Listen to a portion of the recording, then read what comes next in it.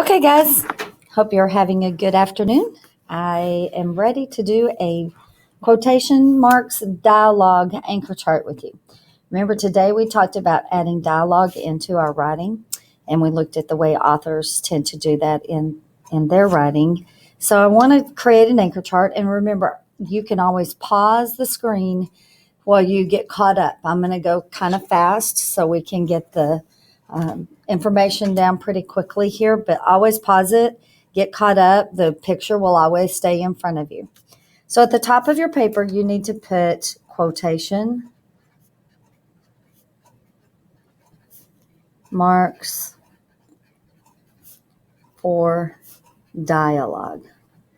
This will be a resource that'll be in your grammar notebook so that if you get stuck trying to figure out, well, where do the quotation marks go? Where does the comma go? What do I do? You can always go to this resource to be able to pull that off. Okay, let's start with the first way. We've got 3 different ways that we can do tags in our dialogue. A tag is just the part that says who said it. So let's go. The first way is to put the tag at the end. Okay, tag at the end. I'm going to keep changing colored markers just so it kind of shows up a little bit better. But if you want to stick with the same pencil, whatever, that's fine. It's up to you. This was a resource for you to be able to use. Okay, let's do this sentence. Quotation marks. And notice how I opened with quotation marks. Okay, so quotation marks, capital letter, quotation marks can be tricky. And then you're going to comma, because we're not quite done with the sentence. This is what the person said, but we're going to put a comma there, quotation marks there, and then just put a tag of some sort. I'm going to say remarked. That's a fancy word for said.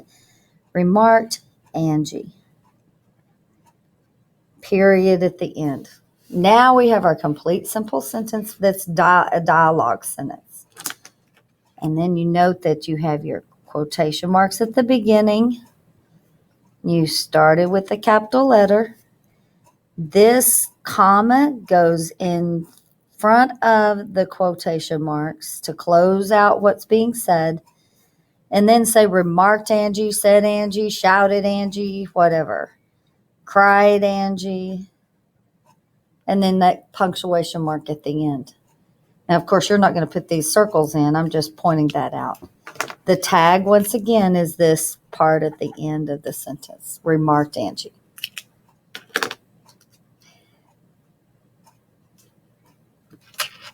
All right. The next way we can do number 2 is to put the tag at the beginning.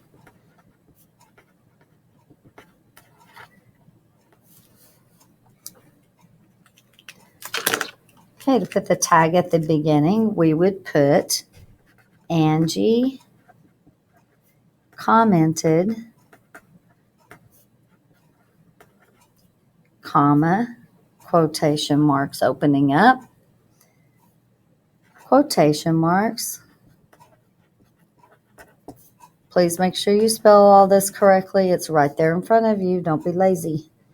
Quotation marks can be tricky. Period. Close those quotation marks. And once again, we start with a capital letter. We put the comma before the quotation marks in this case. Have a capital letter there at the beginning of what's being said as well, because this is like a sentence within a sentence. So it must start with a capital letter. Every beginning of a quotation that's the beginning of what's being said starts with a quotation. It starts with a capital letter. Then at the end, you put the punctuation mark inside the quotation marks.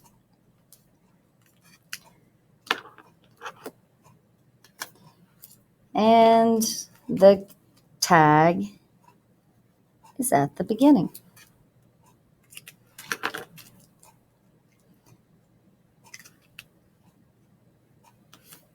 And then this third type is basically extending. It's like growing the sentence a little bit. So we're going to put the tag for this one in the middle.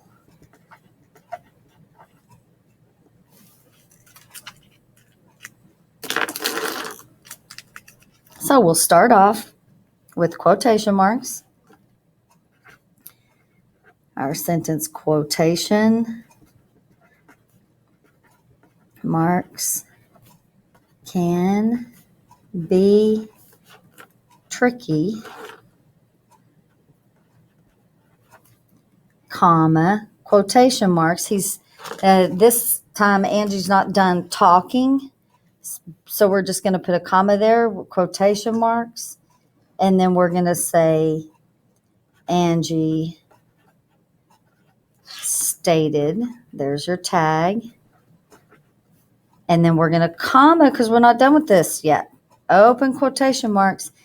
And see how this one, quotation marks, can be tricky. We're going to keep on talking. So we're not going to capitalize this letter. But, comma, I have them figured out. Exclamation point. We're going to put an exclamation point there just because that's exciting. We've got them figured out. Okay, so on this one, the tag part is in the middle. Angie stated between, and we've got quotations on either side, but it's all one thought, one thing that Angie said. Open your quotation marks, capital Q at the beginning, put that comma before the quotation marks there. It's inside it. Angie stated you need another comma before you open the rest of the statement with the quotation marks. This comma, we'll talk about it another time, but you need a comma after that but. And then that exclamation point, so your ending punctuation, and then close out your quotation marks. So those are 3 different ways that you can use to put dialogue in your writing, and bring that with you tomorrow. You'll get some pay for having done so, as well as you'll need to glue it into your grammar notebook. Hope you have a great evening. Get some rest, and we'll work hard tomorrow.